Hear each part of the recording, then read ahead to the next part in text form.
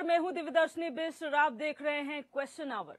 साल 2017 में बीजेपी की सरकार बनने से लेकर अब तक प्रदेश में 3 बार नेतृत्व परिवर्तन हुआ। बेशक इन 6 सालों में 3 मुख्यमंत्रियों ने प्रदेश की कमान संभाली, लेकिन पहाड़ों से लेकर जो पलायन है उसे रोकने सभी की प्राथमिकता रही है। समय समय पर पहाड़ की विकास को लेकर बैठकें भी हुई हैं। पहाड़ के लोगों को स्वरोजगार से जोड़ने के कई प्रयास किए गए और अब भी किए जा रहे हैं। कोरोना काल की बात की जाए तो कई प्रवासी उत्तराखंडी अपने घर लौटे और वहीं नए सिरे से अपनी आजीविका के मौके बनाए। लेकिन ग्राम्य विकास और पलायन निवारण आयोग की रिपोर्ट में कुछ और ही बयां किया जा रहा है। रिपोर्ट के मुताबिक 2018 से लेकर 2022 तक 4 वर्षों में 3,35,841 लोगों ने प्रदेश से पलायन किया है, जिसमें से 3,07,310 लोगों ने अस्थायी पलायन और 28,531 लोगों ने स्थायी पलायन किया है। सबसे ज्यादा पलायन अल्मोड़ा और टिहरी जिले से हुआ है। अगर कारणों की बात की जाए तो रिपोर्ट में खुलासा हुआ है कि मुख्य रूप से पलायन सड़कों के अभाव, स्वास्थ्य, शिक्षा और रोजगार सहज रूप से उपलब्ध न होने के कारण हुआ है। रिपोर्ट के अनुसार राज्य के 6,000 से ज्यादा गांव में सड़क नहीं है, जबकि 82 गांव के लोग 10 किलोमीटर से ज्यादा चलने को मजबूर है। वहीं 5,828 गांव के लोग आज भी 5 किलोमीटर तक पैदल चलते हैं। निवर्तमान त्रिवेंद्र सरकार ने पलायन को रोकने के लिए आयोग का गठन भी किया, लेकिन ये भी कारगर साबित नहीं हुआ। सरकार के जो तमाम दावों के बाद भी पलायन नहीं रुका। एक और चिंताजनक जो बात है वो इस रिपोर्ट में सामने आई है, वो ये कि हर रोज राज्य से औसतन 230 लोग पलायन कर रहे हैं।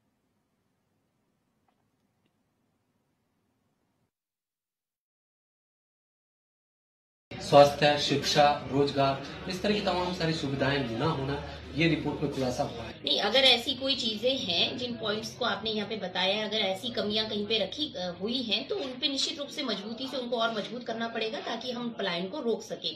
मतलब अगर हमारे उत्तराखंड राज्य से कोई व्यक्ति अपने अच्छे मौके और अच्छा अपना एक्सप्लोर करने के लिए बाहर जाता है तो वेल एंड गुड है, लेकिन अगर वो किसी कमी के कारण जा रहा है तो दुखद है। उस पर सरकार भी कार्य करेगी और हम सबका कार्य है कि हम लोग उनको रोकने के लिए तमाम ऐसी योजनाएं उनके स्किल के आधार पे और ज्यादा हम लोग एक्सप्लोर करें ताकि वो रुके और अपना काम यहीं पे रहकर करें। पलायन आयोग ने अपनी जो रिपोर्ट सरकार को सौंपी है उसमें 2018 से लेकर 22 के बीच प्रदेश के जनपदों से भारी मात्रा में पलायन हुआ है।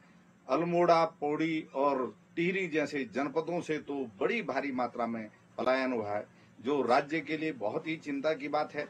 2017 में जब नरेंद्र मोदी जी देहरादून और श्रीनगर की जनसभाओं में आए तो उन्होंने राज्य की जनता से वादा किया था कि डबल इंजन की सरकार राज्य को मिलेगी, लेकिन 6 सालों में ये डबल इंजन कहीं भी इस प्रदेश में नहीं दिखाई दिया और कोई केंद्रीय सहायता इस राज्य को मिलती हुई नहीं दिखाई दी और पलायन जैसी समस्या आज विकट से विकट होती जा रही है।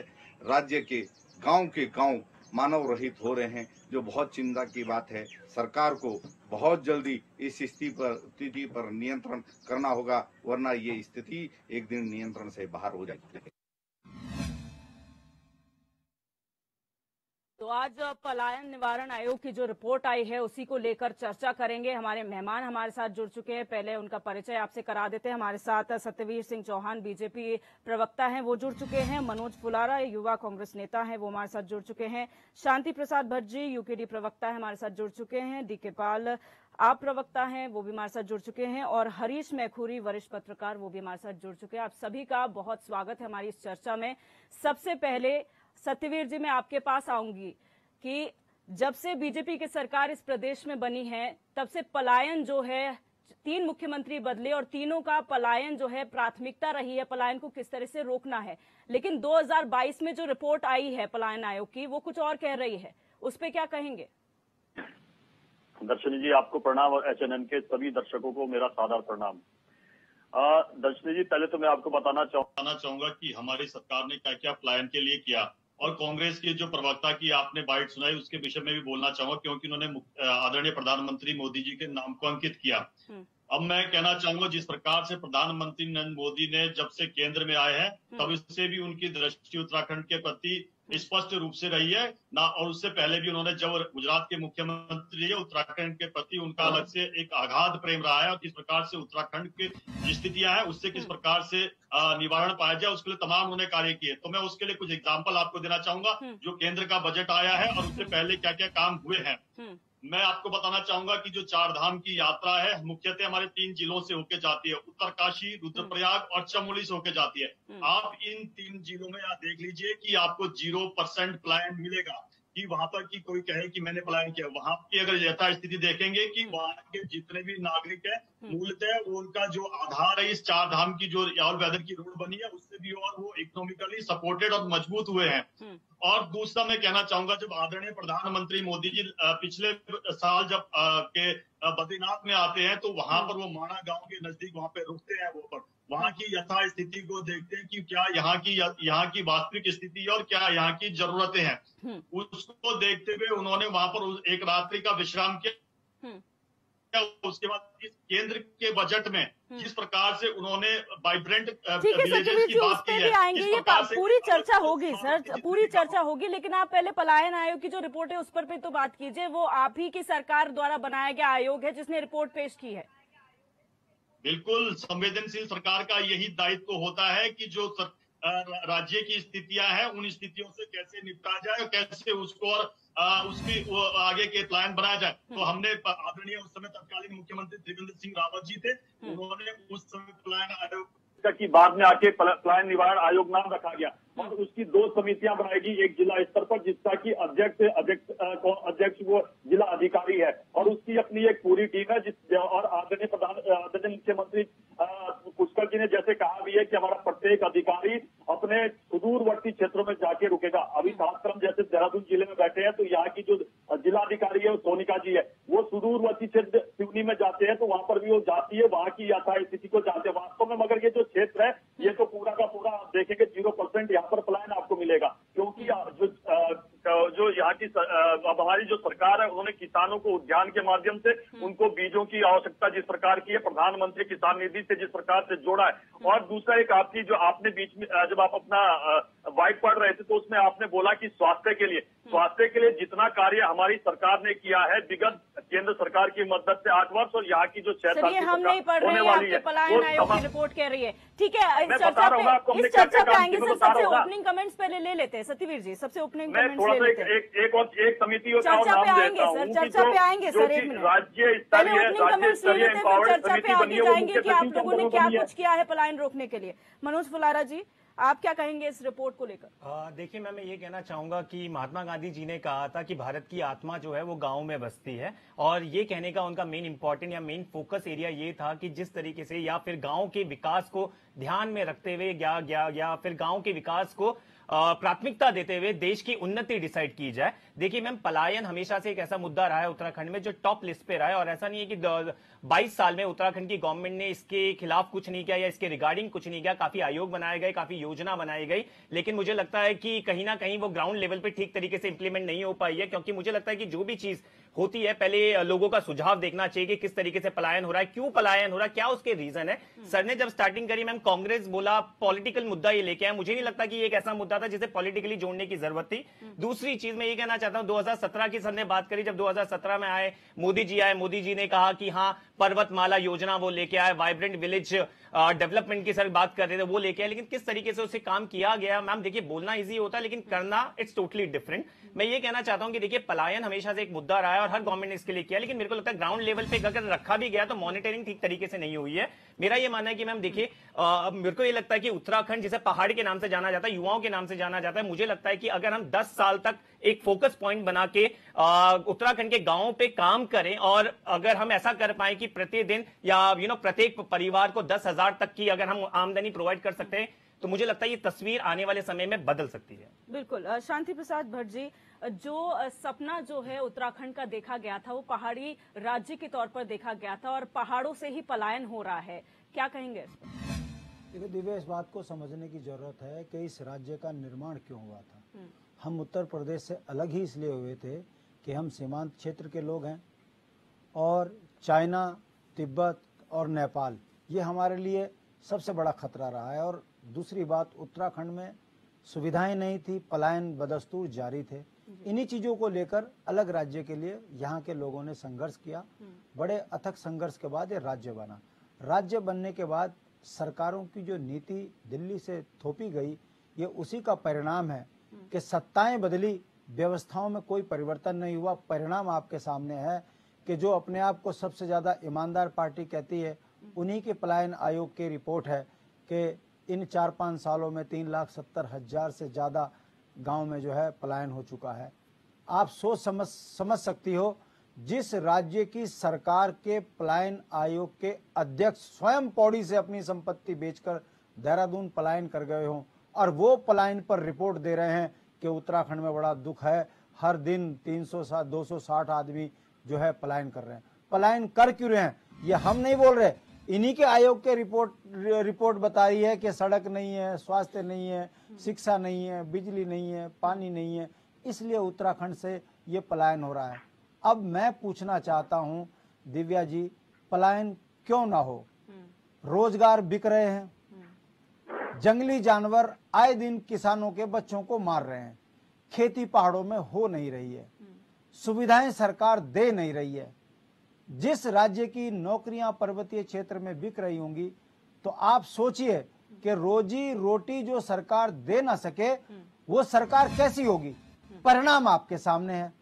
राष्ट्रीय पार्टियों का एक चरित्र बन चुका है, पलायन पर चिंतन करो तो पलायन आयोग बना दो, राजधानी की मांग करो तो राजधानी में फिर दीक्षित आयोग बना दो, कोई घोटाला हो तो भाटी आयोग बना दो, त्रिपाठी आयोग बना दो। और जब जनता ये कहे कि इन आयोगों की रिपोर्ट क्या है, तब यहाँ पर बैठकर नेता बगले झापे और सबसे बढ़िया तरीका है कांग्रेस खराब, भाजपा खराब। अरे भाई, इन 23 वर्षों में इस राज्य के अंदर यदि पलायन आयोग की रिपोर्ट को सही समझा जाए, जबकि आंकड़े बहुत कम है, अगर जमीनी हकीकत में देखा जाए तो और बुरी हालत है। जिस राज्य के नौजवान, राज्य के परिवार पलायन कर रहे हैं और उस राज्य की जनसंख्या बढ़ रही है, तो हमारी जो भौगोलिक परिस्थितियों पर अतिक्रमण बाहर के लोग कर रहे हैं, आने वाले समय में सीमांत क्षेत्र के अंदर उग्रवादी, आपराधिक प्रवृत्ति के लोग बस चुके हैं, गांव खाली हो चुके हैं, वहां जाओ बस जाओ, कौन पूछ रहा, सरकार बसा रही है वोट के लिए। ये पता लगता है कि उत्तराखंड की स्थिति बड़ी संकट में है। इन राष्ट्रीय पार्टियों ने उत्तराखंड को बर्बाद करना था वोट के लिए, कर दिया है। अब एक बड़े आंदोलन की दोबारा जरूरत है और वो मुझे लगता है बहुत जल्दी लेक्चर सुनने के लिए बैठे हैं क्या आप? उनको एक बार भी टोक नहीं रहे हो। आपने जैसे मैंने स्टार्टअप किया, आपने रोक दिया मेरे को। चौहान भाई, तुम्हारी सच्चाई भी सुन लेंगे हम। सच्चाई मैं बताऊंगा ना, यूकेजी की सच्चाई क्या है। सच्चाई सुन लेंगे हम। दो बार बताऊं मैं, दो बार। अच्छा, आपको ओपनिंग कमेंट लेना है, किसी का छोटा ले रहे हो, किसी का लंबा लेते जाते हो। यही प्रॉब्लम है कि भारतीय जनता पार्टी जब राजनीतिक रूप से यूकेजी दो बार आप ही को जवाब देना है सर, आप ही को मौका मिलेगा, क्योंकि इस रिपोर्ट पर आप ही जवाब पेश करेंगे, कोई और समय निर्धारित करिए कि किसी का लेक्चर थोड़ा सुनना है। सर लेक्चर कोई नहीं देने बैठा है, सब यहाँ डिस्कशन करने के लिए। अगर बुरा लग रहा है तो उठ कर जाओ, अगर बुरा लग रहा है तो उठ कर जाइए। DK Pal ji, short comment, इसके बाद चर्चा। ठीक है सर, सुन लेते हैं ना, विपक्ष को भी सुन लेते हैं। अभी आप ही को सुनना है, अभी आप ही जवाब देंगे। उत्तराखंड की 2 पार्टियों तक इन्होंने मलाई खाती है, पूछे जरा क्या क्या उन्होंने यूकेजी है। समस्या ये है कि जब चिड़िया चुग गई खेत राज्य की, तो फिर डर काहे का। सरकारों ने 22 सालों में, 23 सालों में जो किया वो रिपोर्ट आपके सामने आ गई है, और वो झूठी रिपोर्ट नहीं है, वो बहुत कम जरूर हो सकती है, पर वो रिपोर्ट सरकार के पलायन आयोग की है, यानी उसकी संस्था की है, उसके उपक्रम की है। दूध का दूध, पानी का पानी हो गया है। अब बात यह है कि क्या 42 शहादत देने वाले परिवारों के लोगों ने या उन लाखों लोगों ने जो राज्य की मांग को लेकर सड़कों पर उतरे थे और जिन्होंने कहा था कि हम सड़क पर ही मर जाएंगे लेकिन राज्य का निर्माण करवा के रहेंगे, और मरे वो शहादतें दी उन्होंने। आज परिणाम क्या है? परिणाम यह है कि कांग्रेस के प्रवक्ता और भारतीय जनता पार्टी के प्रवक्ता केवल एक दूसरे की बुराई करने पर और उसको नीचा दिखाने पर लगे हुए, और कुछ इनको लेना देना लोगों से, राज्य के लोगों से, राज्य आंदोलनकारियों से कोई नहीं रहा इनका। देखिए, समस्या इस बात की है कि पलायन आयोग बना, अच्छी बात है। अगर सरकार शुरू से राज्य के किसानों के हित में, वहां के स्वरोजगार के हित में, तमाम बातों के हित में अगर काम करती तो आज इनको कोई पलायन आयोग, तमाम आयोग बनाने की जरूरत नहीं पड़ती। पर मैं निंदा इस बात की करता हूं कि हमारे भारतीय जनता पार्टी के प्रवक्ता केवल किस बात को लेकर के इस रिपोर्ट को, इसके जवाब देने से बच रहे हैं। ये कह रहे हैं कि ऋषिकेश से लेकर के जहां जहां इनकी रोड बनी, राष्ट्रीय राजमार्ग बना, देखो देखो वहां से कोई पलायन नहीं हुआ। अरे शर्म करो, तुम शर्म करो, तुम्हें शर्म भी नहीं आ रही इस बात को बोलते हुए। तुम्हें सोचना चाहिए ये राज्य क्या 2-3 जिलों के लिए बना है, देहरादून हरिद्वार के लिए बना है, चर्चा पे भी आएंगे। ये राज्य 13 जनपदों के लिए बना है। अगर वहां से पलायन कर रहे हैं तो सरकार की फेलियर है, सरकार की जिम्मेदारी है कि वो पलायन को रोकती, नहीं रोक पाई है, फेलियर सरकार है। ठीक है, डीके पाल जी अभी जवाब देंगे इनसे। हरीश मैखुरी जी वरिष्ठ पत्रकार भी हमारे साथ बने हुए हैं। सर, जब से उत्तराखंड बना है तब से लेकर अब तक आपने पूरी स्थितियां देखी हैं, पलायन किस तरीके से प्रदेश में हो रहा है, और अब तो पलायन आयोग की जो रिपोर्ट है वो भी ये कहती है कि ज्यादा पलायन हो रहा है क्योंकि शिक्षा बेहतर नहीं है, स्वास्थ्य बेहतर नहीं है, सड़कें नहीं है। कितना इत्तेफाक आप इस रिपोर्ट से रखते हैं? दिव्या जी, जो पलायन आयोग की रिपोर्ट है वो आधी अधूरी है और उसमें संख्या मेरे साथ पूरी नहीं है, क्योंकि 24 लाख लोग राज्य बनने के बाद पलायन कर चुके हैं। उत्तराखंड की जनसंख्या 3 करोड़ के आसपास है। 24 लाख लोग इनमें से पलायन कर चुके हैं। पिथौरागढ़ से, चमोली से, उत्तरकाशी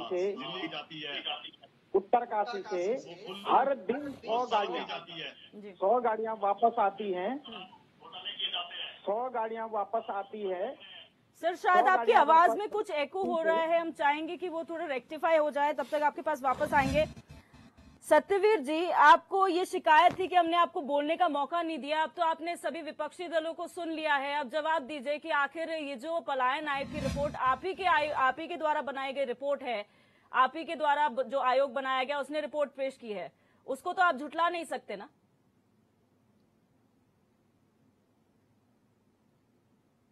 सत्यवीर जी, सुन पा रहे हैं आप मुझे?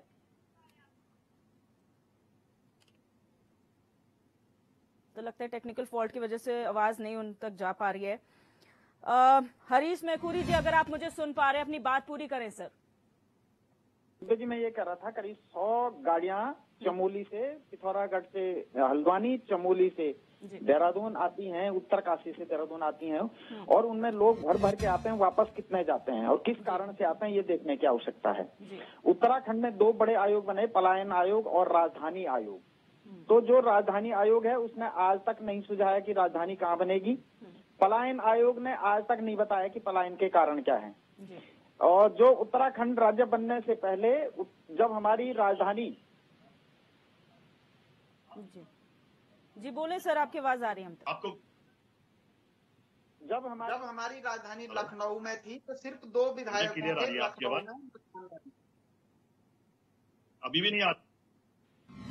हेलो जी, बताएं मैखुरी जी, मैं आपको सुन पा रही हूँ। जी, आप अपनी बात। तो जब हमारी राजधानी लखनऊ थी, सिर्फ 2 विधायकों के मकान लखनऊ में बने। जब देहरादून में बने तो सारे ग्राम प्रधानों के मकान देहरादून बन गई हैं। तो जो हमने राज्य बनाया उसका जो हमारे पास रिजल्ट है वो उस अपेक्षा में खरा नहीं उतरा जिस अपेक्षा के लिए राज्य बना था, जिन उदाहरणों के लिए। तो उसका सबसे बड़ा कारण यह है कि सरकारों का फोकस, चाहिए सरकार रहे चाहे वो सरकार रहे, मैं किसी एक पार्टी विशेष के या पक्ष विपक्ष में मेरा मंतव्य नहीं है। मेरा मंतव्य इतना है कि जो सरकारों की नीति है वो शहरी विकास पर फोकस है, शहरीकरण पर फोकस है। उसकी बजाय हमें गांवों पर फोकस करना पड़ेगा। हम अभी तक 100 स्मार्ट सिटी बना रहे हैं, धोलेरा जैसा दुनिया का सबसे बड़ा शहर बना रहे हैं, लेकिन उसी तर्ज पे गांवों में भी स्मार्ट गांव बनाने पड़ेंगे। 100 स्मार्ट सिटी की जगह पे हम 1 लाख स्मार्ट गांव बना सकते हैं। भारत में कुल 5 लाख गांव हैं, तो अच्छा हो जाता अगर हमारी नीति गांव की तरफ जाती, तो हमारा पलायन भी, हमारा जो पलायन है वो रुक जाता, लोग गांवों में ही ठहरते। ठीक है सर। उत्तराखंड में खासकर ये है कि जो हमारे जंगली जानवर हैं वो हमारी फसलों को नुकसान करते हैं, इसलिए लोगों ने खेती बाड़ी छोड़ दी है। जो हमारा फलोद्यान है वो, उसको भी जो हमारे भालू हैं वो खासकर बहुत नुकसान पहुंचाते हैं और भालू के मारने पर प्रतिबंध है, तो इसलिए भी लोगों ने फलोद्यान भी छोड़ दिए हैं। और अच्छे जो शिक्षण संस्थान हैं, अब हम अच्छा उसको कह रहे हैं जो अंग्रेजी पढ़ाएं, तो अब गुलाम बनने की मानसिकता तो हमारी इन 200 सालों में हो ही गई है, अंग्रेजों का गुलाम बनने की, इसलिए अंग्रेजी पढ़ रहे हैं। उसको पढ़ने के लिए देहरादून आना है जी। एक बड़ी मुश्किल से लखनऊ अल्मोड़ा में अंग्रेजी स्कूल खुल रहा था रेजिडेंशियल, उसका वहां के लोगों ने विरोध कर दिया। तो भाई जब अंग्रेजी पढ़ना देहरादून आना है, हल्द्वानी आना, तो अपने गांव में पढ़ो। बिल्कुल। अच्छा ये होता कि हम अच्छी संस्कृत पढ़ते, अच्छे वहां पर जो शिव मंदिर होते उनमें पढ़ते, हम लोगों को लोग सीखने आते संस्कृति। पूरे देश में संस्कृति यहाँ से जाती है, उत्तराखंड से जाती है। वेदों का जो प्रसार हुआ उत्तराखंड से हुआ, पुराण उत्तराखंड से प्रसारित हुए हैं। 4 वेद 27 नक्षत्र 18 पुराणों की रचना बद्रीनाथ में हुई है, वहां पे वेद व्यास जी ने लोक कल्याण के लिए दिए हैं। तो हमको चाहिए था कि अच्छे संस्कृत स्कूल बनाते, पूरे देश के लोग यहाँ पे संस्कृत पढ़ने आते। ठीक है सर, तो चर्चा में उस हिसाब से जो हमारे 4 धाम है, हमारे एसेट्स हैं, और उनके अगर हम डेवलपमेंट की सोचें तो अभी भी रिवर्स पलायन हो सकता है। गांवों पर फोकस करें तो रिवर्स पलायन हो सकता है। बिल्कुल। फिलहाल यहाँ पर वक्त हो चला एक छोटी सी ब्रेक के उस पार भी लगातार चर्चा रहेगी और अब जवाब मांगा जाएगा कि आखिर ये जो रिपोर्ट है पलायन निवारण आयोग की वो कितनी सही है और क्या सरकार द्वारा कदम उठाए जा रहे हैं इस बढ़ते पलायन को रोकने के लिए। आप बने रहिए हमारे साथ।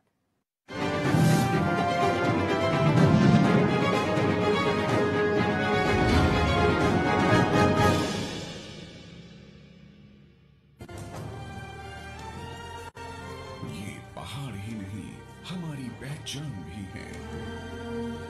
HNN 24/7 जुनून सच दिखाने का।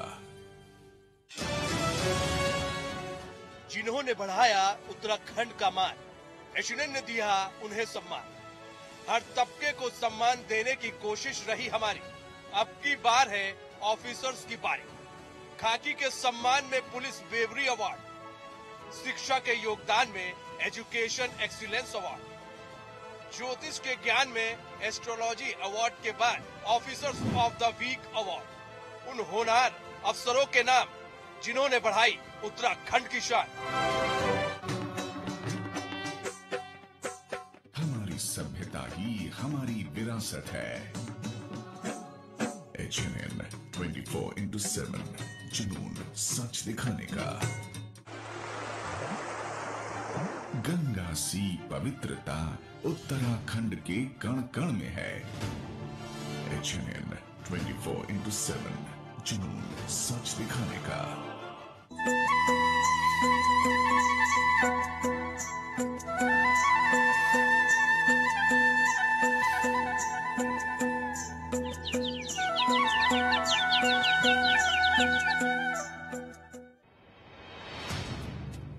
उनको सुबह तड़के 4:30 बजे बेड टी दी जाती है।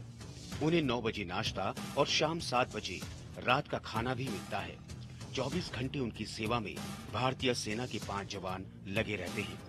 उनका बिस्तर लगाया जाता है। उनके जूतों की बाकायदा पॉलिश होती है और यूनिफॉर्म भी प्रेस की जाती है। इतनी आराम तलब जिंदगी है बाबा जसवंत सिंह रावत की, लेकिन आपको ये जानकर अजीब लगेगा कि वे इस दुनिया में नहीं है। राइफलमैन जसवंत सिंह भारतीय सेना के सिपाही थे जो 1962 में नूरा रंग की लड़ाई में असाधारण वीरता दिखाते हुए शहीद हुए। उन्हें उनकी बहादुरी के लिए मरणोपरांत महावीर चक्र से सम्मानित किया गया था। चीनी सेना से लगभग 72 घंटों तक अकेले मुकाबला करते हुए जसवंत सिंह शहीद हुए थे। चीनी कमांडर जसवंत सिंह का सर धड़ से अलग कर चीन ले गया था, लेकिन वो उनकी बहादुरी से इतना प्रभावित हुआ कि लड़ाई खत्म हो जाने के बाद उसने जसवंत सिंह की प्रतिमा बनवाकर भारतीय सैनिकों को भेंट की, जो आज भी उनके स्मारक में लगी हुई है। जिस स्थान पर उन्होंने मोर्चा संभाला था, वहां पर उनकी याद में एक मंदिर बनाया गया है, जहां पर उनके इस्तेमाल की जाने वाली अधिकतर चीजें रखी गई है। इस रास्ते से गुजरने वाला चाहे जनरल हो या जवान, उन्हें श्रद्धांजलि दिए बिना आगे नहीं बढ़ता। जसवंत सिंह के मारे जाने के बाद भी उनके नाम के आगे स्वर्गीय नहीं लगाया जाता।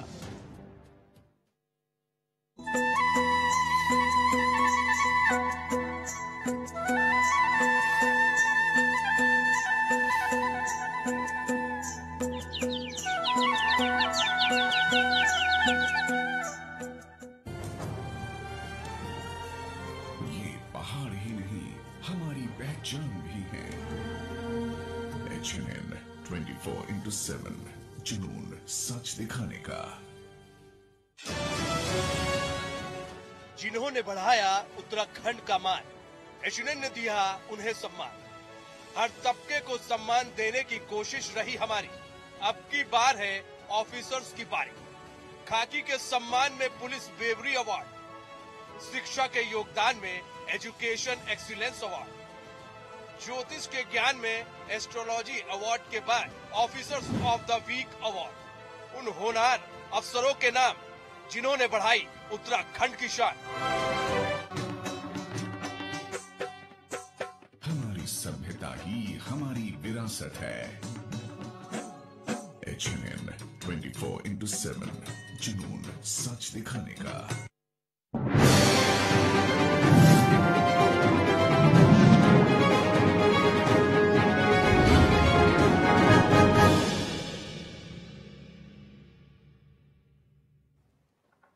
ब्रेक के बाद आप सभी का एक बार फिर से स्वागत है। आप देख रहे हैं क्वेश्चन आवर और चर्चा इसी बात पर हो रही है कि जो पलायन निवारण आयोग है उसने अपनी 2022 की रिपोर्ट पेश की है और ये कहा है कि जो पहाड़ से पलायन है वो बदस्तूर जारी है और उसकी वजह है शिक्षा की कमी होना। बेहतर शिक्षा, बेहतर स्वास्थ्य के लिए लोग पलायन कर रहे हैं और इसी पर हमारे मेहमान भी हमारे साथ जुड़े हुए हैं। सत्यवीर जी बीजेपी प्रवक्ता हमारे साथ बने हुए हैं। सत्यवीर जी, अगर आप मुझे सुन पा रहे हैं, आपने सभी के राय सुनी, सभी की बात सुनी, अब आप जवाब दें कि इस रिपोर्ट को आप कैसे नकारेंगे और इस पर आपका क्या कहना है?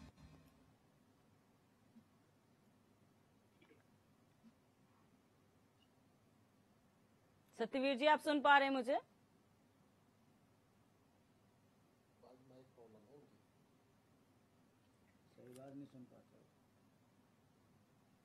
तो टेक्निकल फॉल्ट। जी बताएं। अब आवाज आई है आपकी उन्होंने। मगर उसके लिए हमारी सरकार ने क्या कार्य किया है वो भी। हाँ, मुझे आपकी आवाज आ रही है। आपको मेरी आवाज आ रही है? जी बिल्कुल, आप बताएं। हेलो जी बताएं। आप तक मेरी आवाज आ रही है? बिल्कुल सर।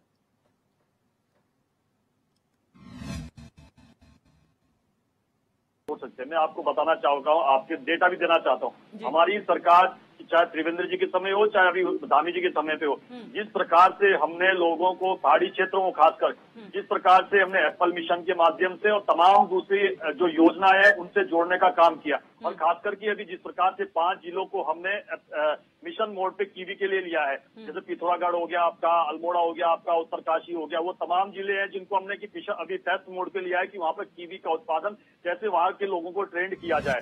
वो तो ये सब काम किया। और दूसरा उन्होंने शिक्षा की बात करी है कि शिक्षा की अंग्रेजी शिक्षा और या हमारी जो अपनी भाषा है उनमें कैसे शिक्षा उनको दी जाए जिससे कि उनकी जो मानसिक विकृति है जो आज की डेट में देखने को मिल रही है, तमाम ऐसे मामले सामने आ रहे हैं। जो यही तो नई शिक्षा नीति आई है और हमारा सौभाग्य है कि यहीं के जो सांसद थे हरिद्वार लोकसभा से डॉक्टर निशंक जी, उनके द्वारा नई शिक्षा नीति ला गई। उसमें तमाम उन पहलुओं की गहनता करते हुए उन विषयों को रखा गया है कि वो अपनी मातृभाषा में भी शिक्षा ग्रहण कर सके।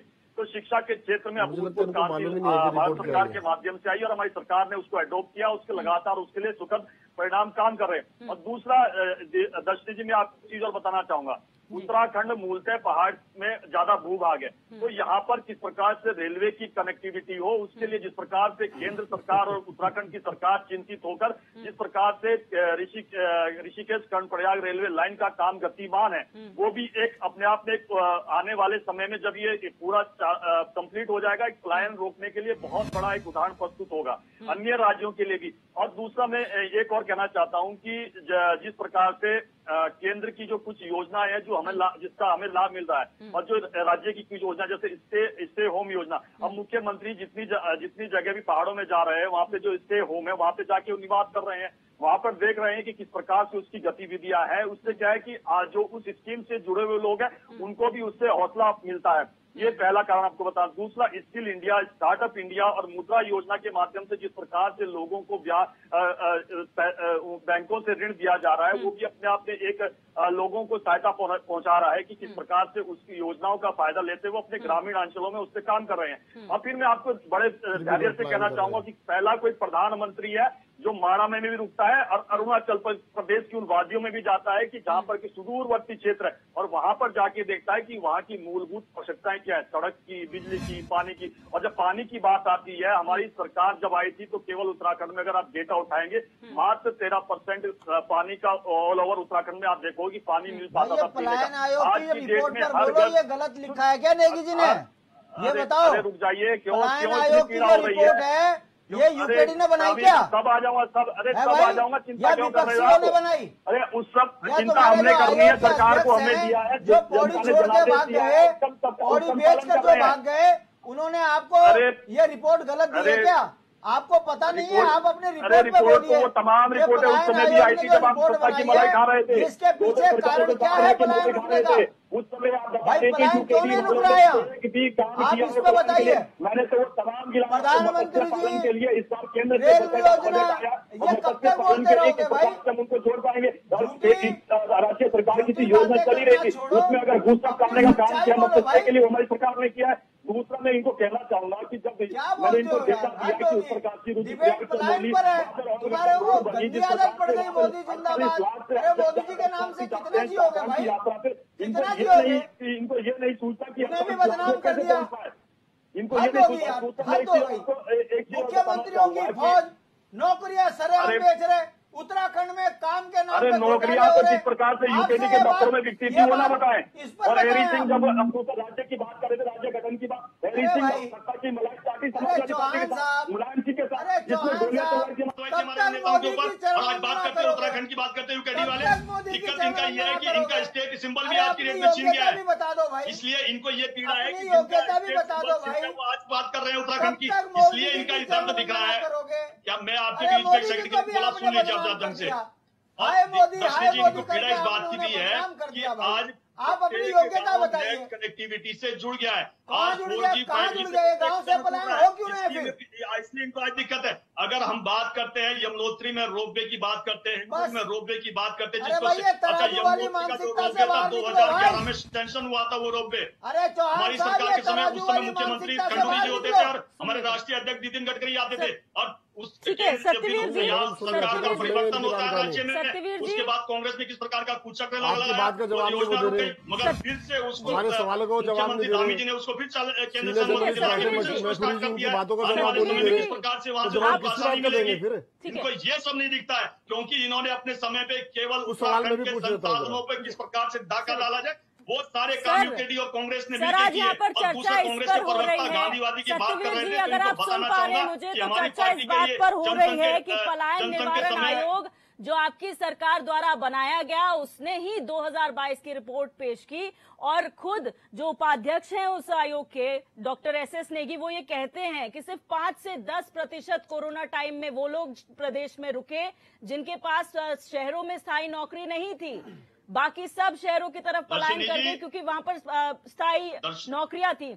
3000 स्कूल आप लोगों ने जो सरकारी स्कूल सर आप आंकड़ों की बात कर रहे हैं, उसको काम करने के लिए भी बोला, ये नहीं कि काम ना करे, और उसको फिर उसकी रिपोर्ट सामने भी रखी, हमने उस रिपोर्ट को छुपाने का काम नहीं किया। यहाँ पहले रिपोर्टें बनती थी, चर्चा कर रहे हैं ना सर, ये तो काबिले तारीफ है, वो भी काबिले तारीफ है ना सत्यवीर जी।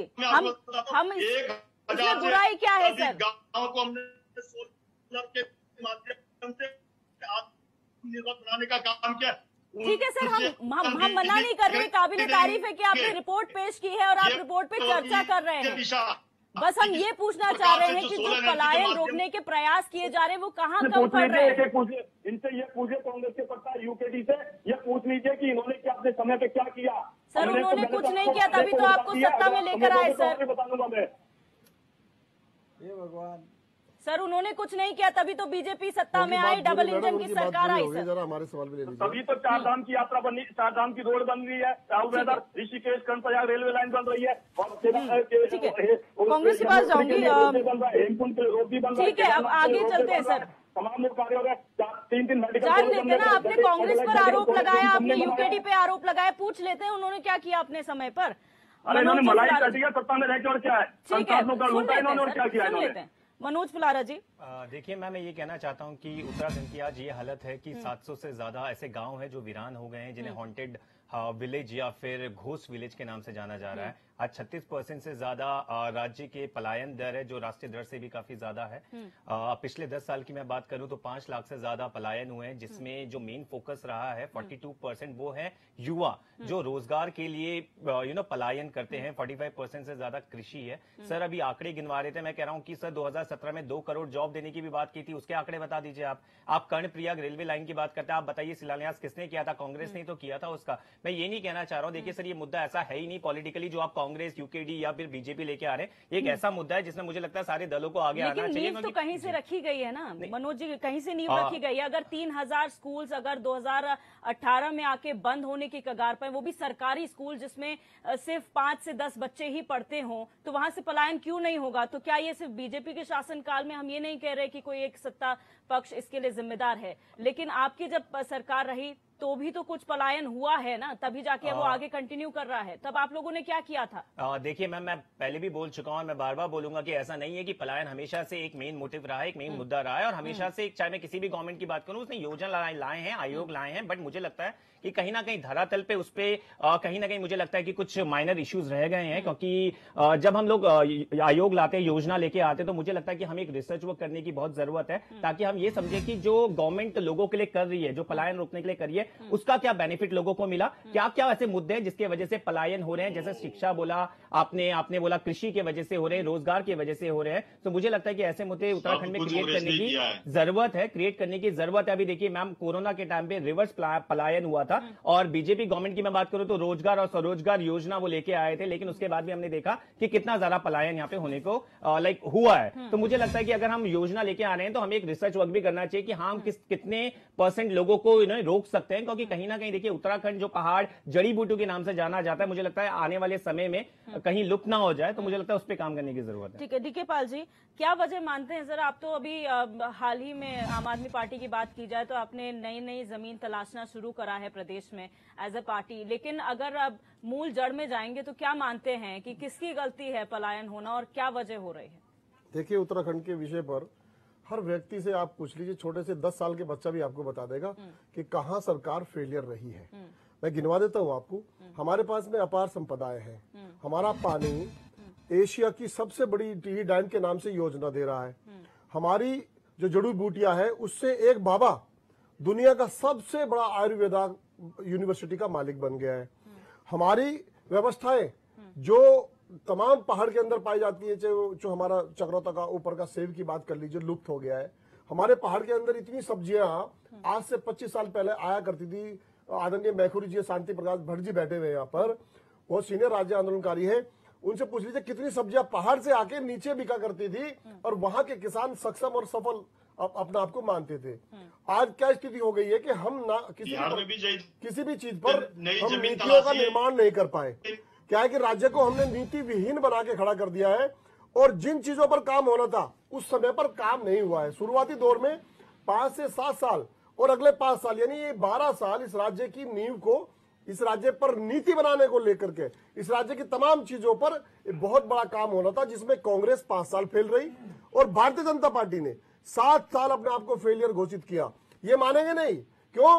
क्योंकि आज हम जिस दोहराए पर खड़े हैं, आज डेली 250, 300, 400 लोग प्लान कर रहे हैं। भाई प्लान शब्द इतना छोटा शब्द बना दिया इन्होंने, आंख में खून के आंसू निकलते हैं प्लान का नाम सुन करके। जो अपना घर छोड़ करके पहाड़ के किसी कुंदराव गांव से निकल के आता है, वो क्यों आता है? आप उस बात को समझने की कोशिश करिए। मैखुरी जी ने कहा है रोजाना गाड़ियां भर भर के आ रही है, उस पर आप सोच के तो देखिए कितना खूनी खेल हो रहा है ये इस राज्य के लिए। और दूसरे विषय पर हम बात करें, हमारी सीमाएं सुरक्षित नहीं रह गई है। ये जिम्मेदारी किसकी है? ये भारतीय जनता पार्टी की है, जो सरकार में है, जो देश में सरकार में है। उनकी जिम्मेदारी है कि पहाड़ में रहने वाले जिनके लोगों के घर है वहां पर उनको वापस लाए, रिवर्स पलायन को लेकर के ला करके खड़ा करे और उनको जवाब दे दूं इनको मैं, व्यवस्था दे करके वहां पर नीतियां बना करके सिस्टम बना। इंफ्रास्ट्रक्चर नाम की चीज इस राज्य में नीति विहीन के भेंट चढ़ गई है। कैसे जवाब दे दूं? बहुत ब्रेक हो रही है जी, आप बताएं, जवाब दीजिए। आपको मेरी आवाज आ रही है दिव्या जी? बिल्कुल क्लियर आ रही है सर। इन्होंने सुरक्षा पे बात बताई है। सुरक्षा पे तो आज अरुणाचल से लेके कन्याकुमारी से लेके कश्मीर की वो सुदूरवर्ती क्षेत्र से लेके उत्तराखंड के माणा तक सुरक्षित है, मगर दिल्ली में किस प्रकार से आईबी ऑफिसर को मारा जाता है, इस प्रकार की सुरक्षा प्रदान करते हैं दिल्ली की सरकार। केजरीवाल की सरकार दिल्ली कहाँ पहुंच गई? इस प्रकार की नहीं, सुरक्षा की बात आई ना कि आईबी ऑफिसर को प्रोटेक्ट नहीं कर पाए, आईबी ऑफिसर जो बेचारे प्लान कर रहे हैं उन्हें छोड़ करके दिल्ली की सत्ता में जा रहे हैं। भाई ये तो वक्त बता देगा, देश में अगर कोई सबसे ईमानदार कोई सरकार अगर दिखेगी तो आम आदमी पार्टी की दिखेगी, वो अभी आप साबित करेंगे। तमाम मंत्री आज भ्रष्टाचार के केंद्र बन गए तिहाड़ के अंदर, जब पंजाब का शिक्षा और स्वास्थ्य मंत्री। ठीक है सत्यवीर जी, आपके आवाज में बहुत डिस्टर्बेंस था, इसीलिए मैं चाहूंगी कि आप रिपोर्ट पे वापस आए, रिपोर्ट पर जवाब दें। अब मेरी आवाज आपको क्लियर आ रही है? बिल्कुल क्लियर आ रही है सर, आप जवाब दीजिए प्लीज। दूसरा मैं कहना चाहूंगा, इस बार के केंद्र के बजट में जिस प्रकार से उत्तराखंड को भी फोकस किया गया, मैंने आपको वाइब्रेंट मिजाज का भी और उसका भी चेंज दिया, जवाब दे दिया। आप क्यों भूल जाते हैं डिबेट? अरे शराब माफिया शांत हो जाइए, अरे शराब माफिया शांत हो जाइए, अरे भ्रष्टाचार की माफिया शांत हो जाइए, बताइए मुझे। अरे शराब माफिया शांत हो जाइए, ये पहली बार देखा है यूनिवर्सिटी खोल के दी, कौन सा मेडिकल कॉलेज खोला पहाड़ के अंदर, टीवी के अंदर, उत्तरकाशी के अंदर, कौन सी जगह पर आपने मोहल्ला क्लिनिक खोल दिया? सवाल किए वो जवाब नहीं दे पाएंगे, कोई जवाब नहीं है इनके पास में। अरे शराब माफिया शांत हो जाइए, ड्रग्स माफिया बहुत डिस्टर्ब्ड आवाज उनकी शांत हो जाइए जी, शांत हो जाइए जरा, ड्रग्स माफिया। ठीक है आप बोलिए। दिव्या जी, मैं कहना चाहता हूँ जिस प्रकार केंद्र के बजट में बजट का प्रावधान किया गया है कि और पूरा का पूरा जो 2023 का वर्ष है वो मिलेट वर्ष के नाम से घोषित किया गया है, और ये इसका प्रतिनिधित्व करने का सौभाग्य भी भारत को मिला है। और खासकर की जो आपने पहाड़ों की बात करी, पलायन की बात करें, तो पहाड़ों में मोटे मोटे अनाज ही होता है, चाहे वो उत्तराखंड को क्या मिला मेरे भाई? मनवीर चौहान जी, आप राष्ट्रीय अंतर्राष्ट्रीय प्रवक्ता क्यों बताते हैं? आपको कब समझ आएगी, कब आप सोचेंगे कि राज्य का नौजवान, राज्य के लोग प्लान कर रहे हैं उत्तराखंड से? सुन लीजिए, ये माफिया कहाँ से बीच में बोल रहे हैं? राष्ट्रीय नीति हम नहीं सुनेंगे। उत्तराखंड में क्या शराब माफिया शांत हो जाइए जरा, वो बताइए जरा। अरे ड्रग्स माफिया शांत हो जाइए, अरे लालू प्रसाद के भाई शांत हो जाइए, लालू प्रसाद के भाई, इस तरीके की भाषा का इस्तेमाल करें के भाई शांत हो जाइए। सर आप दोनों के लिए सर आवाज ऐसी पार्टी है जो बोलती थी रामलीला मैदान में खड़े होके कि हम इन सबके खिलाफ है, भ्रष्टाचार के खिलाफ, शीला दीक्षित के खिलाफ, इतने सबूत है कि बक्से भर के भरे पड़े कमरे, मगर आज तक बता दीजिए एक एफआईआर दर्ज हुई हो। लालू प्रसाद को गले लगा दिया बिहार में। ठीक है सर, वो हम पहाड़ की बात कर रहे हैं सर फिलहाल। गला लगा दिया, किस प्रकार का पहली सत्ता कांग्रेस के साथ चूमते हैं उसकी गाली बात करते हैं, सत्यवीर जी कौन सी नैतिकता की बात करते हैं? और दूसरा में पलायन की बात आप कह रहे थे, पलायन कैसे रोका जाता है, उसकी दृष्टि होती है, उसके लिए काम करने का वीजन होता है। हमने पलायन आयोग बनाया, खाली करवा देते हैं और फायदा किसको देते हैं? दिल्ली को। हर को टीवी से क्या मिल रहा है? 12%, उनको मिल रहा है 88%। इस पर ये चर्चा नहीं करेंगे। आज पंचेश्वर की वजह से 3,500 गाँव के लोगों के गले में ऐसे लटकी हुई है, उस पर कौन बात करेगा? सुन लीजिए उनको, की बात करिए, देखा भी नहीं हो रही है ये आम आदमी पार्टी के, क्योंकि इनका चरित्र यही रहा है, कुछ भी बोल दो भाग जाओ, चरित्र रहा है। सर हम पहाड़ की बात कर रहे हैं, आप रिपोर्ट पे आइए ना प्लीज वापस। गले लगा दिया बिहार में जाके। ठीक है आप रिपोर्ट पे वापस आइए ना, उत्तराखंड के परिप्रेक्ष्य में बात कीजिए प्लीज सर। उनकी तार वार करने के लिए हमारी सरकार ने अपनी उद्यान नीति में पिछले साल से जिस सरकार से उसको रेखांकित किया है, वो एक्चुअल में पढ़ते नहीं, होमवर्क करके नहीं आते, होमवर्क करते हैं केवल माफियाओं का, किस माफिया को पैदा करना है, ड्रग्स माफिया को पैदा करना है, शराब माफिया को पैदा करना है, घोटाले माफिया को पैदा करना है। जब इस तरह का होमवर्क होगा तो इन्हें पता नहीं चलेगा कि उत्तराखंड के इसमें किस प्रकार से काम हो रहे हैं। वहाँ से नफरत और जातिवाद और केवल रोजगार, युवाओं को रोजगार। ठीक है सर, ये लड़ाई कभी खत्म होने वाली नहीं है। शांति प्रसाद भट्ट जी, आपने सुना कि सारी चीज घूम फिर के आपने ऐसा नहीं करा, उन्होंने ऐसा किया, जो अरे राज्य का दिल्ली के दंगे में दिलावर सिंह नेगी के आरोपी उसमें क्या कहेंगे सर? देखिए इनसे पूछिए आम आदमी पार्टी से, दिल्ली में जब उत्तराखंड का नागरिकता दिलावर किस प्रकार जनता प्राण गंवाने पड़े, ये डिबेट देखती है और इस डिबेट के पर चर्चा भी होती है गांव में। लोग समझते हैं जब डिलीवर करने के लिए कुछ नहीं होता तो जनता ये भी समझती है कि कैसे डिबेट को डिस्टर्ब किया जाता है। सवाल पलायन आयोग की एक रिपोर्ट आई है, सरकार का एक अंग है वो, उन्होंने जो रिपोर्ट दी है वो कोई रॉकेट साइंस नहीं है। बच्चा जानता है कि पहाड़ राज्य मांगा क्यों था। सड़क, स्वास्थ्य, शिक्षा, बिजली, पानी, रोजगार, स्वरोजगार के लिए इस राज्य की लड़ाई लड़ी गई थी और राज्य बना। पलायन हमारे लिए दंश था।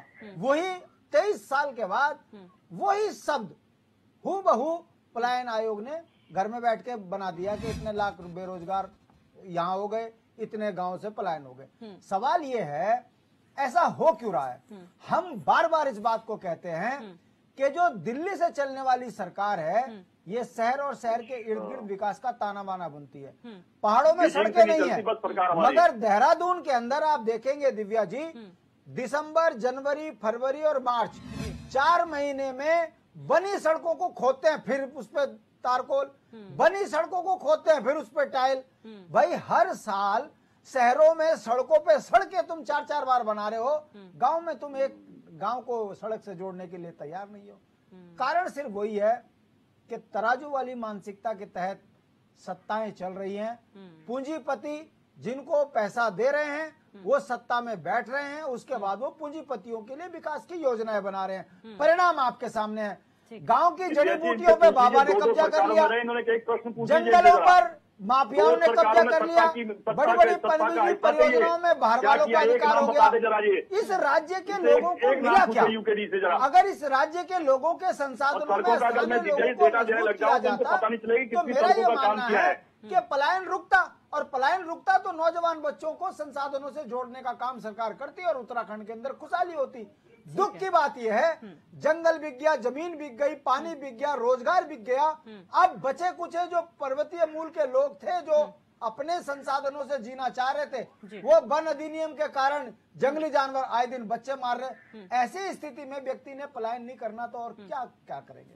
और ये बातें जनता समझ रही है कि दोनों राष्ट्रीय पार्टियों ने दोनों हाथों से इस राज्य को लूटने का काम किया है, और वही सीधा पलायन आयोग की रिपोर्ट बता रही है कि इस राज्य का ये दुर्भाग्य है कि जिनको हम जनप्रतिनिधि बना रहे हैं वो पहाड़ में विकास के नाम पे 3000 स्कूल बंद कर देते हैं, वो पहाड़ में रोजगार देने के नाम पर जो है सरेआम नौकरियां बेच रहे हैं, वो पहाड़ में विकास के नाम में उद्यान विभाग को बदनाम कर दिया। बवेजा जैसा भ्रष्ट व्यक्ति यहाँ बैठा है, मंत्री कार्रवाई नहीं कर रहा, मुख्यमंत्री कार्रवाई नहीं कर रहा, उद्यान के नाम पे बीज नकली दिए जा रहे हैं। जब ऐसे उत्तराखंड के अंदर तो नुकसान होना ही होना है, और आज पहाड़ी अपने आप को ठगा महसूस कर रहा है। और भारतीय जनता पार्टी ऐसे प्रवक्ता जो भाजपा के हैं ये भाजपा को ही बदनाम कर रहे हैं, ये और किसी को नहीं कर रहे, ये भारतीय जनता पार्टी को बदनाम कर रहे हैं क्योंकि इनके पास बताने के लिए कुछ नहीं है। ये मोदी को भी बदनाम कर रहे हैं, ये भाजपा को भी बदनाम कर रहे हैं। और एक दिन भारतीय जनता पार्टी के इन काले कारनामों को जनता समझेगी और उत्तराखंड के अंदर परिवर्तन होगा, मेरा विश्वास है। और जिस दिन उत्तराखंड के अंदर मूल पर्वतीय मूल की पार्टी आएगी उस दिन भाजपा कांग्रेस के नेताओं का राजनीतिक चेहरा जनता के बीच में लेकर आएंगे। ठीक है सर, प्रोग्राम के अंत में सर फाइनल कमेंट्स लेना चाहूंगी। सत्यवीर जी, फाइनल कमेंट का टाइम हो गया है। हरीश मैखुरी जी, आपसे शुरू करूंगी। फाइनल कमेंट सर इस रिपोर्ट के बारे में, आप आगे क्या उम्मीद कर रहे हैं कि किस तरीके से इस पर काम किया जाएगा? Short comment sir.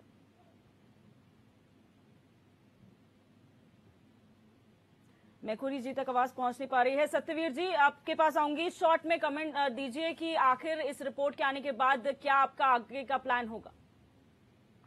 हमारा पलायन उसी दिन से दिव्य दर्शनी तय था जिस दिन हमने आयोग का गठन किया, और आयोग के गठन के बाद जिस प्रकार से जिला अधिकारी के नेतृत्व में हमने टीम बनाई और राज्य स्तरीय एम्पावरमेंट समिति जो बनाई है मुख्य सचिव के अंतर्गत बनाई है, उनकी अपनी टीम है और लगातार काम कर रही है उद्यान के माध्यम से भी। और एक आंकड़ा देना चाहता हूँ, यूकेडी वाली बड़े बड़े अभी स्वांग रच रहे थे अपने समय पर, तो उन्होंने केवल सत्ता की मलाई चाटी, मगर प्रधानमंत्री सड़क योजना आने से पहले उत्तराखंड के मात्र 3% गाँव कनेक्टेड थे, आज 95% से अधिक गांव कनेक्टेड है और लगातार ये काम चल रहा है। प्रधानमंत्री सड़क योजना जो आई है वो हमारी दृष्टि थी अटल बिहारी वाजपेयी से प्रधानमंत्री होते थे और ट्रांसपोर्ट मिनिस्टर हुआ करते थे, उनके समय पे ये सारा काम हुआ और लगातार अभी सारा काम हो रहा है। ठीक है सर, समय एक और चीज बता, फाइनल कमेंट था सर, हमने विकास के माध्यम से बहुत ही बेहतर तरीके से गाँवों को किस प्रकार से समुन्नत बनाया जाए और किस प्रकार से आज डिजिटली सारे। ठीक है सर, शॉर्ट कमेंट था। मैं और गेस्ट के पास जाऊंगी। मनोज फुलारा जी, शॉर्ट में फाइनल कमेंट दीजिए। देखिए मैं ये कहना चाहता हूं कि those who are talking about smart city और talking about the negative development, मैं उन्हें ये कहना चाहूंगा कि we don't want smart cities, हमें स्मार्ट सिटीज की जरूरत नहीं है। अगर आप पलायन को रोक सकते हैं, क्योंकि डबल इंजन की सरकार है और आंकड़े गिनाने से अच्छा है कि रिजल्ट्स पे काम किया जाए। सर, इसे अगर विकास कहते हैं तो मुझे लगता है कि अगर आप इसे विकास कहते हैं तो मुझे लगता है कि विकास को अवकाश में जाने की बहुत जरूरत है सर, और आने वाले समय में मुझे लगता है कि आप एक अच्छी रिपोर्ट हमें दिखाएंगे। Thank you. बिल्कुल। डीके पाल जी, आपके पास आऊंगे। ये रिपोर्ट चेता रही है, अभी भी सरकारें जाग जाएं, समझ जाएं कि जो ये प्लान आयोग की रिपोर्ट आई है, ये इस राज्य के लिए सबसे बड़ा खतरा है। ये उन 42 शहादतों पर भी दाग लगा दिया इन्होंने। राज्य आंदोलनकारी इस बात से आहत हो गए हैं, पूरे राज्य का नौजवान भी इस बात पे गंभीर हो गया है।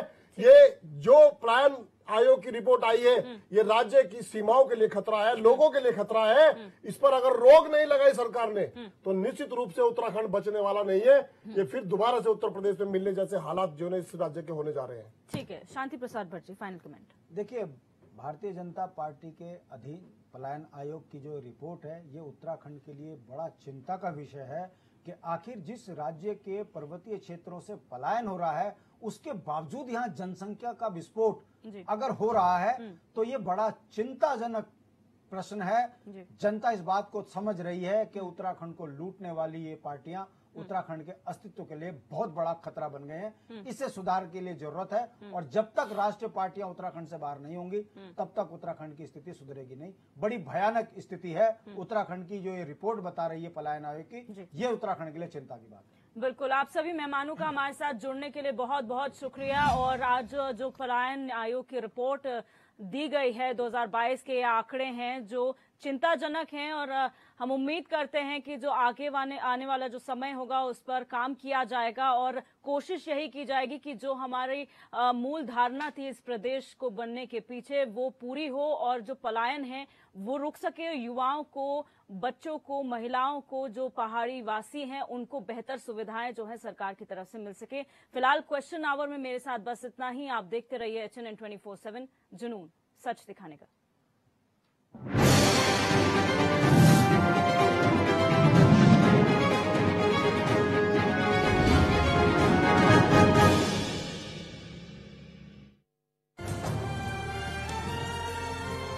पहाड़ ही नहीं, हमारी पहचान भी है। HNN 24/7, जुनून सच दिखाने का। जिन्होंने बढ़ाया उत्तराखंड का मान, HNN ने दिया उन्हें सम्मान। हर तबके को सम्मान देने की कोशिश रही हमारी। अब की बार है ऑफिसर्स की बारी। खाकी के सम्मान में पुलिस ब्रेवरी अवार्ड, शिक्षा के योगदान में एजुकेशन एक्सीलेंस अवार्ड, ज्योतिष के ज्ञान में एस्ट्रोलॉजी अवार्ड के बाद officers of the week award. उन होनहार अफसरों के नाम जिन्होंने बढ़ाई उत्तराखंड की शान। हमारी सभ्यता ही हमारी विरासत है। HNN 24/7, जुनून सच दिखाने का। गंगा सी पवित्रता उत्तराखंड के कण कण में है। HNN 24/7, जुनून सच दिखाने का।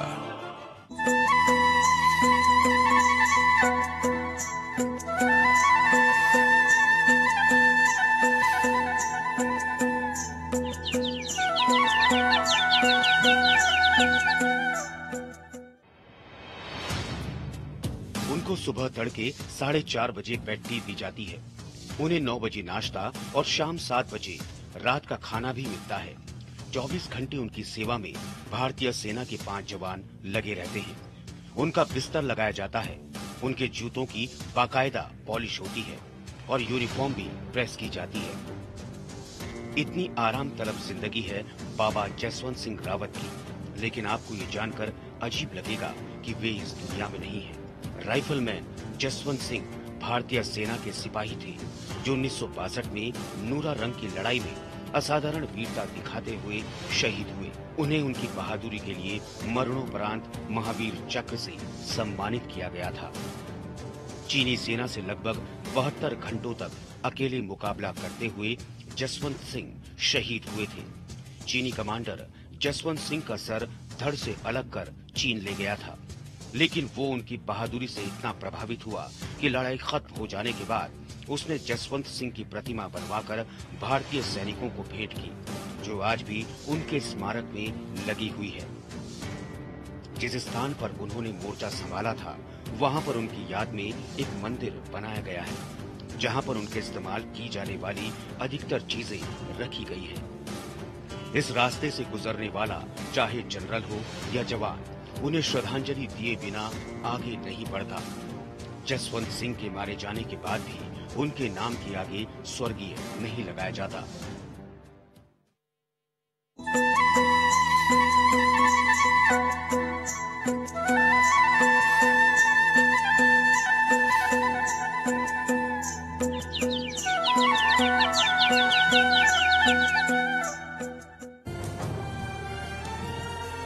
ये पहाड़ ही नहीं, हमारी पहचान भी है। HNN 24/7, जुनून सच दिखाने का।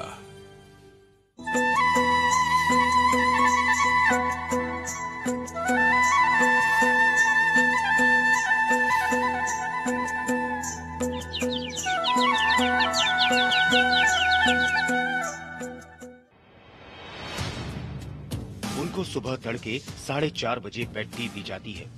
उन्हें 9 बजे नाश्ता और शाम 7 बजे रात का खाना भी मिलता है। 24 घंटे उनकी सेवा में भारतीय सेना के 5 जवान लगे रहते हैं। उनका बिस्तर लगाया जाता है। उनके जूतों की बाकायदा पॉलिश होती है और यूनिफॉर्म भी प्रेस की जाती है। इतनी आराम तलब जिंदगी है बाबा जसवंत सिंह रावत की, लेकिन आपको ये जानकर अजीब लगेगा कि वे इस दुनिया में नहीं है।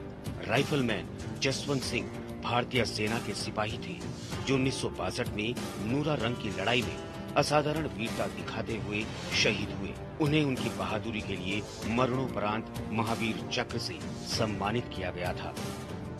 चीनी सेना से लगभग 72 घंटों तक अकेले मुकाबला करते हुए जसवंत सिंह शहीद हुए थे। चीनी कमांडर जसवंत सिंह का सर धड़ से अलग कर चीन ले गया था, लेकिन वो उनकी बहादुरी से इतना प्रभावित हुआ कि लड़ाई खत्म हो जाने के बाद उसने जसवंत सिंह की प्रतिमा बनवाकर भारतीय सैनिकों को भेंट की, जो आज भी उनके स्मारक में लगी हुई है। जिस स्थान पर उन्होंने मोर्चा संभाला था, वहां पर उनकी याद में एक मंदिर बनाया गया है, जहां पर उनके इस्तेमाल की जाने वाली अधिकतर चीजें रखी गई है। इस रास्ते से गुजरने वाला चाहे जनरल हो या जवान, उन्हें श्रद्धांजलि दिए बिना आगे नहीं बढ़ता। जसवंत सिंह के मारे जाने के बाद भी उनके नाम के आगे स्वर्गीय नहीं लगाया जाता।